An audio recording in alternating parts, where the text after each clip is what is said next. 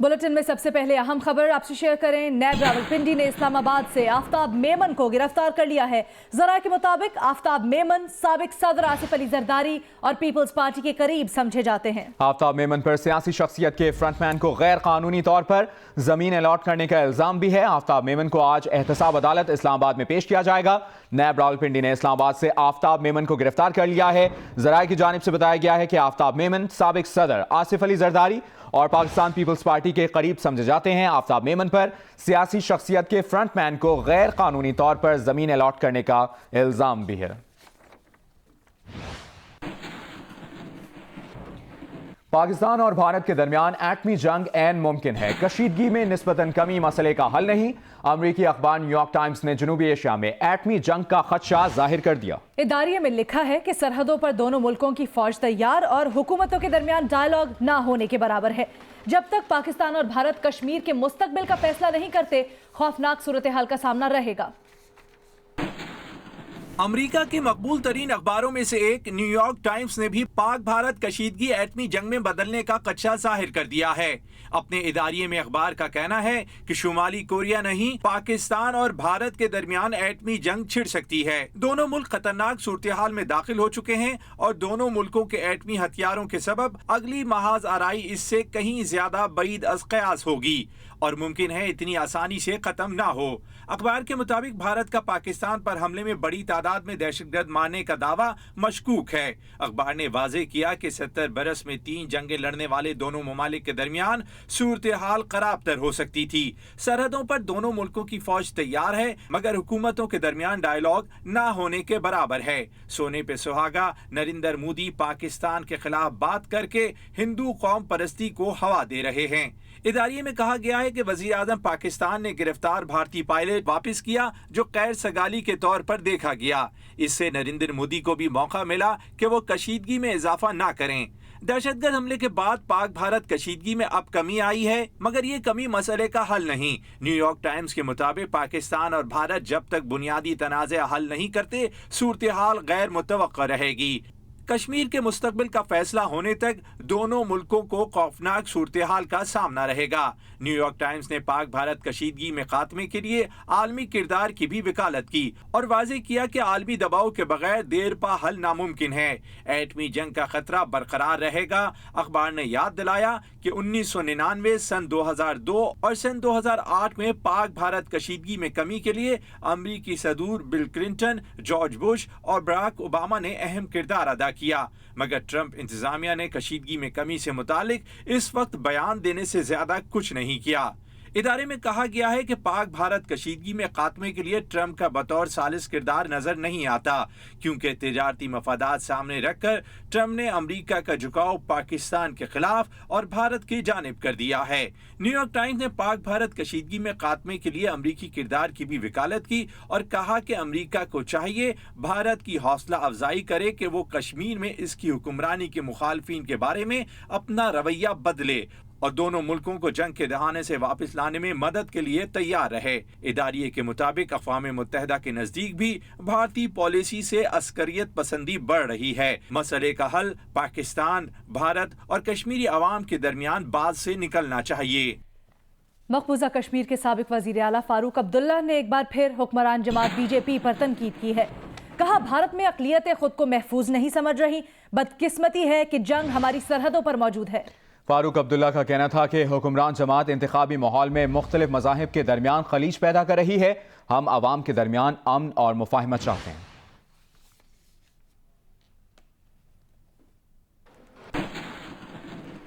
खेल, सियासत, फन और सकाफत, तिब, तालीम, टेक्नोलॉजी हो या वकालत का मैदान, हर शोबे में कमाया नाम।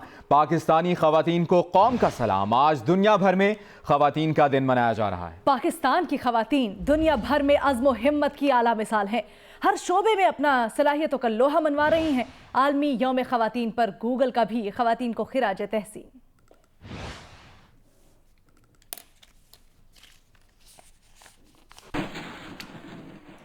मुलाजमत पेशा खवातीन कहती हैं कि वो मुल्की तामीर और तरक्की में किरदार तो अदा कर रही हैं, लेकिन उन्हें दौरान मुलाजमत रिहाइश, ट्रांसपोर्ट और बच्चों की निगहदाश्त के मसाइल दरपेश हैं। अमीन हफीज की रिपोर्ट।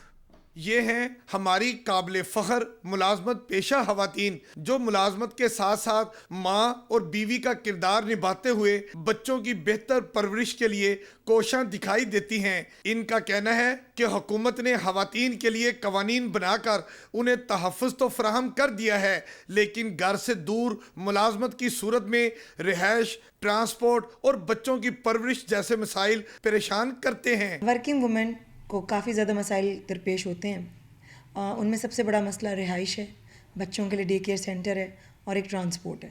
میرا خیال ہے اگر یہ سہولیات پرووائڈ کی جائیں تو وہ بہت اچھے طریقے سے فیلڈ میں مزید اچھے طریقے سے پرفارم کر سکتی ہیں۔ وومن ڈیولپمنٹ ڈپارٹمنٹ کا کہنا ہے کہ ملازمت پیشہ خواتین کے لیے قانون سازی سمیت متعدد اقدامات کیے گئے ہیں۔ ان ون گو ہم اکٹھے انشاءاللہ لائسنسز ایشو کر کے ہاسٹلز بڑھائیں گے اور ہاسٹلز کے ساتھ ساتھ ڈے کیئر کی تعداد بڑھائیں گے۔ جب خواتین کے یہ دو مسئلے حل ہوں گے تو آپ دیکھیں گے کہ انشاءاللہ تعالیٰ اس سے خواتین زیادہ سے زیادہ معاشی ترقی میں حصہ لیں گی۔ ورکنگ وومنز نے خواتین کے عالمی دن کی مناسبت سے اپنے ساتھی آفیسرز کے ہمراہ آگاہی واک بھی کی۔ کیمرہ مین محمد سعدی کے ساتھ امین حفیظ، جیو نیوز، لاہور۔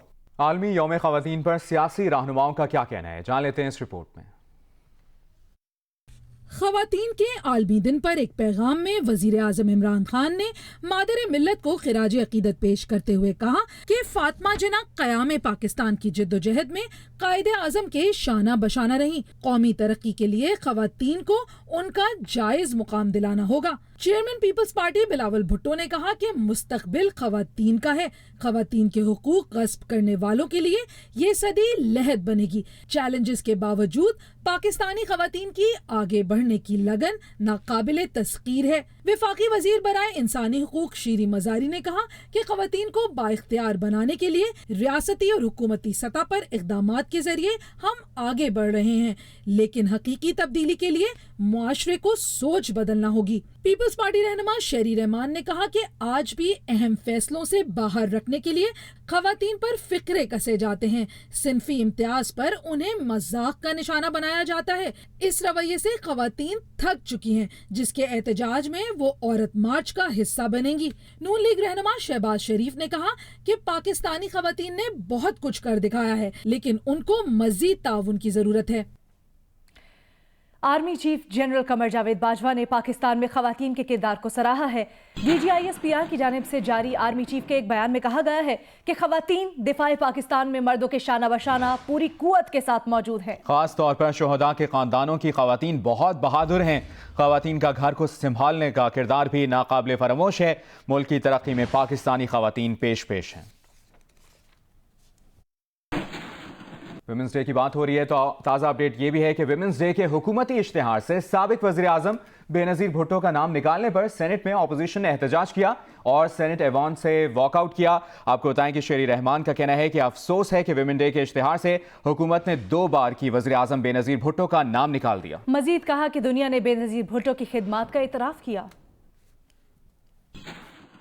عالمی دن ہے خواتین کا اور عورتوں کا۔ اس دن کو ہم بالکل سیاست کی نظر نہیں کرتے۔ اتنے تو لب ہمارے آزاد ہیں چیئرمین صاحب کہ ہم احتجاج کریں کہ آج اشتہار نکلا ہے، حکومت پاکستان کا آفیشیل اشتہار نکلا ہے، پاکستان کی نہیں پوری مسلم دنیا کی 2 دفعہ الیکٹڈ پرائم منسٹر محترمہ شہید بے نظیر بھٹو کا نام، ان کی شکل، ان کا ذکر، ان کی عالمی سطح پر جو شناخت ہے اسے اس اشتہار سے نکال چھوڑا۔ We not only will walk out, Chairman صاحب, we will ask for an apology. We want an official apology. شام تک یہ اپنے اشتہار بدلیں جس میں محترمہ شہید کا نام ہو۔ لاہور قلندرز کے غیر ملکی کھلاڑی کراچی پہنچ گئے ہیں اور کھلاڑی میں کون کون ہیں یہ بھی آپ کو بتاتے ہیں۔ کراچی پہنچنے والے جو کھلاڑی ہیں ان میں آئے ہیں جی رائن ٹین، ان کے ساتھ ساتھ ہیں ڈیوڈ ویز، سندیپ لامچن آئے ہیں کراچی، ہارڈس آئے ہیں اور اینٹن ڈیوچ آئے ہیں۔ نیوزی لینڈ کے اینٹن ڈیوچ جو کہ کراچی آئے ہیں کہتے ہیں بہت ہی پرجوش ہیں کراچی میں کھیلنے کے لیے۔ جی ہاں، انگلینڈ کے رکی ویسلز بھی قلندر اسکواڈ کو جوائن کرنے کراچی پہنچ گئے ہیں۔ لاہور قلندرز کے غیر ملکی کوچنگ سٹاف کے ساتھ ساتھ ہارون لوگارڈ بھی کراچی پہنچے ہیں۔ لاہور قلندرز کے غیر ملکی کھلاڑی جو کراچی پہنچے ہیں اس سے متعلق آپ کو اپڈیٹ کریں۔ آپ کو یہ بھی بتائیں کہ غیر ملکی کوچنگ سٹاف کے ساتھ ساتھ ہارون لوگارڈ بھی کراچی پہنچے ہیں۔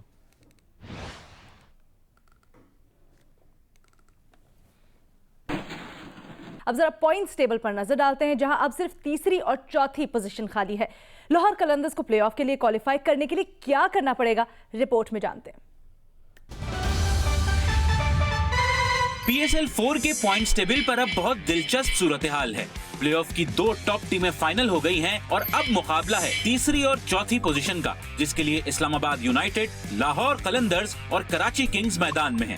اسلام آباد یونائیٹڈ نے اب صرف ایک میچ لاہور قلندرز کے خلاف کھیلنا ہے، جس میں اگر وہ جیت جاتی ہے تو 10 پوائنٹس کے ساتھ پلے آف مرحلے کے لیے کوالیفائی کر جائے گی۔ اس کی پوائنٹس ٹیبل پر جگہ تیسری ہوگی یا چوتھی، یہ کراچی کنگز کے میچز کے بعد فائنل ہوگا۔ اس صورتحال میں لاہور قلندرز کو اگر پلے آف کی دوڑ میں ان رہنا ہے تو ملتان سلطان سے آخری میچ جیتنا ہوگا، اور یہ بھی دعا کرنی ہوگی کہ کراچی کنگز اپنے اگلے دونوں ٹاکروں میں ناکام ہو، تاکہ چوتھی پوزیشن کا فیصلہ اس کے اور کراچی کنگز کے درمیان نیٹ رن ریٹ کی بنیاد پر ہو۔ لیکن اگر اسلام آباد ہارتی ہے تو پھر لاہور قلندرز کے پلے آف میں پہنچنے کا چانس بن جائے گا، مگر پلے آف میں نشست پکی کرنے کے لیے اسے دونوں میچز جیتنے پڑیں گے تاکہ 10 پوائنٹس کے ساتھ جگہ پکی کی جائے۔ اگر وہ اگلا میچ ہار جاتی ہے تو پھر 8 پوائنٹس کے ساتھ اس کے اور اسلام آباد کے درمیان چوتھی پوزیشن کا فیصلہ نیٹ رن ریٹ کی بنیاد پر ہوگا۔ اس دوران کراچی کنگز اگر ایک بھی میچ جیتتی ہے تو وہ تیسری پوزیشن پر چلی جائے گی، لیکن اگر دونوں میچ ہار جاتی ہے تو تینوں ٹیموں میں جس کا نیٹ رن ریٹ بہتر ہوگا وہ تیسری اور چوتھی پوزیشن حاصل کر لے گا۔ السلام علیکم، میں ہوں مبشر ہاشمی اور آپ دیکھ رہے ہیں جیو نیوز۔ مزید ویڈیوز اور اپڈیٹس کے لیے ابھی سبسکرائب کے بٹن کو کلک کریں، دیکھتے رہیے صرف جیو نیوز۔